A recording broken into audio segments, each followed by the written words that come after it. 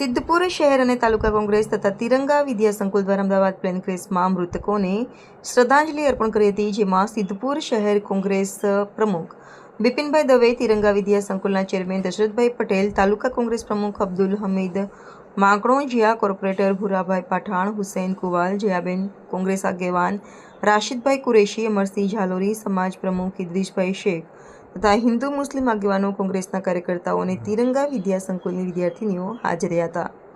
આ candle March ટાવરથી ચાપલી pole, ત્યાંથી civil hospital પાસે 2 મિનિટનું મૌન ધારણ કરીને મૃતકોને શ્રદ્ધાંજલિ આપી હતી. રિપોર્ટર ઝાલોરી ઝાકીર હુસૈન. અમદાવાદમાં જે પ્લેન હાદસો થયો એમાં લગભગ 300 જેવા લોકોના મૃત્યુ થયા. એના માટે સિદ્ધપુર તાલુકા અને શહેર કોંગ્રેસ સમિતિએ કેન્ડલ માર્ચનો જે પ્રોગ્રામ આપ્યો એમાં શહેરના વેપારી મિત્રો અને શહેરના કોંગ્રેસ કાર્યકરો અને નગરજનોએ બધાએ હાજરી આપી. અને આ જે હાદસો થયો છે એ બહુ દુઃખદ છે, પણ આપણે એમના ઘરે મળી જવા શકતા નથી. પણ આપણે અહીંયા આપણા શહેરમાં રહીને સાથે એમને આશ્વાસન આ રીતે અમે આપવાનું નક્કી કર્યું. શ્રદ્ધાંજલિ અમે આ મૃતકોને શ્રદ્ધાંજલિ આપી અને 2 મિનિટ મૌન પાડ્યું.